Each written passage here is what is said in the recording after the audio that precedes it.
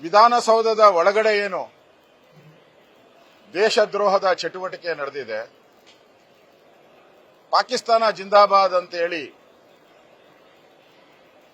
ರಾಜ್ಯದ ಜನತೆಗೆ, ದೇಶದ ಜನತೆಗೆ ಏನು ದ್ರೋಹ ಮಾಡಿದ್ದಾರೆ. ಇದು ಇವತ್ತು ದೇಶ ಅಲ್ಲ. ಗೃಹ ಸಚಿವರು ಹೇಳ್ತಾ ಇದ್ರು, ಬೇರೆ ಬೇರೆ ದೇಶದಿಂದನೂ ಕೂಡ ಗೃಹ ಸಚಿವರಿಗೆ ಫೋನ್ ಬರ್ತಾ ಇದೆ ಅಂತೆ. ಬೇರೆ ಬೇರೆ ದೇಶ ಏನ್ ಹಿಂಗ್ ನಡೀತಾ ಇದೆ, ಏನಾಗ್ತಾ ಇದೆ ವಿಧಾನಸೌಧದಲ್ಲಿ, ಯಾಕೆ ಏನು ಕ್ರಮ ತೆಗೆದುಕೊಂಡಿಲ್ಲ ಅಂತೇಳಿ ಸ್ವತಃ ಹೋಮ್ ಮಿನಿಸ್ಟ್ರೇ ಒಪ್ಕೊಂಡಿದ್ದಾರೆ. ಇಲ್ಲೆಲ್ಲ ದೇಶ ವಿದೇಶದಲ್ಲೂ ಸುದ್ದಿ ಆದದ್ದು, ಕಾಂಗ್ರೆಸ್ ಅವರು ಮಾತ್ರ ಇದನ್ನ ಇನ್ನೂ ನಂಬಕ್ಕೆ ತಯಾರೇ ಇಲ್ಲ. ಅವರು ಇದೆಲ್ಲ ಮಾಧ್ಯಮದ ಸೃಷ್ಟಿ, ಮಾಧ್ಯಮದಲ್ಲಿ ಅವ್ರು ಬಂದಂಗೆ ಬರ್ಕೊಂಡಿದ್ದಾರೆ. ಪ್ರಿಯಾಂಕಾ ಖರ್ಗೆ ಅವರಂತೂ ಮಾಧ್ಯಮಕ್ಕೆ ಒಂದು ರೀತಿ ಧಮಕಿನೂ ಹಾಕ್ಬಿಟ್ಟಿದ್ದಾರೆ. ಇವತ್ತು ಇಡೀ ದೇಶ ತಲೆ ತಗ್ಸುವಂತ ಇಂಥ ಘಟನೆ ನಡೆದರೂ ಕೂಡ ಸರ್ಕಾರ ಘಟನೆ ನಡೆದಂತ ಇಮಿಡಿಯೇಟ್ ಆಗಿ ಸ್ಥಳದಲ್ಲಿ ಬಂದು ಒಂದು 5-6 ಜನ ಮಂತ್ರಿಗಳು ಸಭೆ ಮಾಡಬೇಕಾಯಿತು, ಅಥವಾ ಕ್ಯಾಬಿನೆಟ್ ತುರ್ತು ಸಭೆ ಮಾಡಬೇಕಾಯಿತು. ದೇಶದ್ರೋಹದ ಈ ಘಟನೆ ಕಂಡಮ್ ಮಾಡಬೇಕಾಯಿತು. ಕ್ಯಾಬಿನೆಟ್ ಅಲ್ಲಿ 1 ಲೈನ್ ರೆಸೊಲ್ಯೂಷನ್ ಬರಬೇಕಾಯಿತು. ಈ ಘಟನೆಯನ್ನ ನಾವು ಖಂಡಿಸ್ತೀರಿ, ಈ ದೇಶದ್ರೋಹಿಗಳು ಪಾತಾಳದಲ್ಲಿ ಅಡಗಿದ್ರು ಬಿಡಲ್ಲ, ಅವ್ರನ್ನ ಎರೆಮುದಿ ಕಟ್ಟಿ ತಂದು ಅವ್ರಿಗೆ ಗುಂಡಾಕ್ತಿರಿ ಅಂತ ಹೇಳ್ಬೇಕಾಯಿತು. ಕ್ಯಾಬಿನೆಟ್ ಮೀಟಿಂಗು ಮಾಡಿಲ್ಲ, ಸಚಿವರು ಸಭೆನೂ ಕರೆದಿಲ್ಲ, ಒಬ್ರು ಕೂಡ ರಾತ್ರಿ ಇಲ್ಲಿ ಒಬ್ಬ ಮಂತ್ರಿನೂ ಕೂಡ ಈ ಘಟನೆ ನಡೆದಂತ ಸ್ಥಳದಲ್ಲಿ ಬಂದಿಲ್ಲ.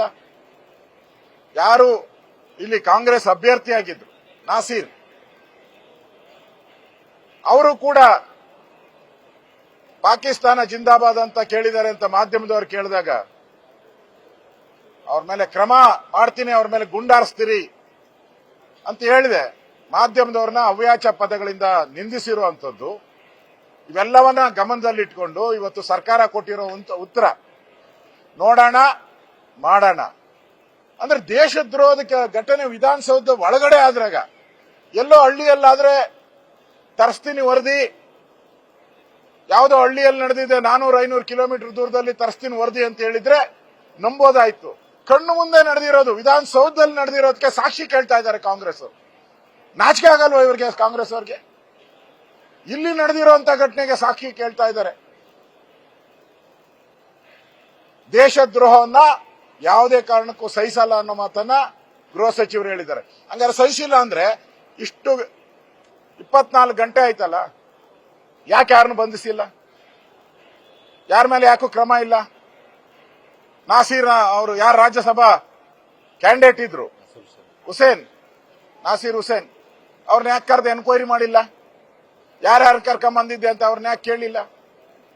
ಅವ್ರನ್ನ ಪಾರ್ಟಿಯಿಂದ ಯಾಕೆ ಸಸ್ಪೆಂಡ್ ಮಾಡಿಲ್ಲ? ಈಗ ನೂರಾರು ಪ್ರಶ್ನೆಗಳು ಜನಗಳ ಮುಂದೆ ಇವತ್ತಿದೆ.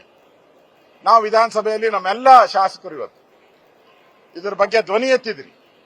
ಯಾವುದನ್ನು ಬೇಕಾದ್ರೂ ನಾವು ಕ್ಷಮಿಸ್ತೀರಿ, ಆದ್ರೆ ದೇಶದ್ರೋಹಿಗಳನ್ನ ನಾವು ಯಾವುದೇ ಕಾರಣಕ್ಕೂ ಬಿಜೆಪಿ ಕ್ಷಮಿಸಲ್ಲ ಅನ್ನೋ ಮಾತನ್ನ ಸ್ಪಷ್ಟವಾಗಿ ಹೇಳಿದ್ರಿ.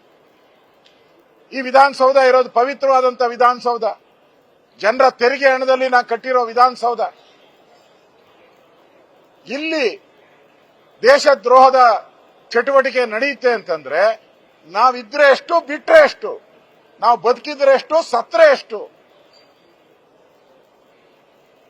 ಕಾಂಗ್ರೆಸ್ ಅವರು ಅರ್ಥ ಮಾಡ್ಕೋಬೇಕು. ಇದ್ರ ಬಗ್ಗೆ ಸಮರ್ಥನೆ ಮಾಡಕ್ ಹೋಗ್ಬಾರ್ದು. ಕಾಂಗ್ರೆಸ್ ಅವರು ಅವರ ಹೇಳಿಕೆಗಳೆಲ್ಲ ಅವ್ರನ್ನ ಸಮರ್ಥನೆ ಮಾಡೋ ರೀತಿನೇ ಇದೆ. ಈ ಸಮರ್ಥನೆ ಮಾಡುವಂತ ರೀತಿಯನ್ನ ಬಿಟ್ಟು ಕೂಡಲೇ ಅವ್ರನ್ನ ಬಂಧಿಸಬೇಕು. ಅಲ್ಲಿವರೆಗೂ ನಾವು ಧರಣಿಯನ್ನ ಮಾಡ್ತೀರಿ, ಅವ್ರನ್ನ ಬಂಧಿಸೋವರೆಗೂ ನಾವು ಧರಣಿಯನ್ನ ಮಾಡ್ತೀರಿ. ಈ ಹೋರಾಟ ನಿಲ್ಲಲ್ಲ.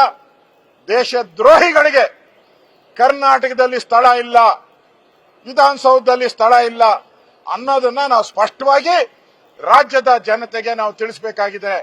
ಇಲ್ಲ ಅಂದ್ರೆ ರಾಜ್ಯದ ಜನ ನಮ್ಮನ್ನೆಲ್ಲ ಹೇಳಿ ಅಂತಾರೆ, ನಮ್ಮನ್ನು ಹೇಳಿ ಅಂತಾರೆ. ಆ ಪದವನ್ನ ತೆಗೆದುಕೊಳ್ಳಕ್ಕೆ ನಾವು ಸಿದ್ಧರಿಲ್ಲ ಬಿಜೆಪಿಯವರು. ನಾವು ರಾಷ್ಟ್ರ ಧ್ವಜಕ್ಕೋಸ್ಕರ, ರಾಷ್ಟ್ರ ದೇಶವನ್ನ ಕಾಪಾಡುವಂತ ದೃಷ್ಟಿಯಿಂದ ನಮ್ಮ ಹೋರಾಟ ನಾವು ಮಾಡೇ ಮಾಡ್ತೀರಿ. ಕಾಂಗ್ರೆಸ್ ಅವರು ಇನ್ನಾದ್ರೂ ಬುದ್ಧಿ ಕಲ್ತು ಕೂಡಲೇ ಅವ್ರನ್ನ ಬಂಧಿಸಬೇಕು ಅಂತೇಳಿ ಆಗ್ರಹವನ್ನ ಮಾಡ್ತೀರಿ. ಅದೇ ರೀತಿ ದೇಶ ವಿದೇಶದಿಂದ ಫೋನ್ ಬಂದಿದೆ ಅಂತ ಗೃಹ ಸಚಿವರು ಹೇಳಿದ್ರು.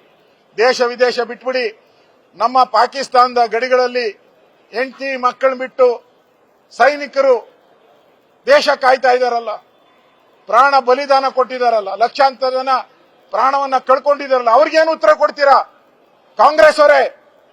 ಅವ್ರಿಗೇನ್ ಕೊಡ್ತೀರಾ answer? Please tell me, what is your answer to our soldiers?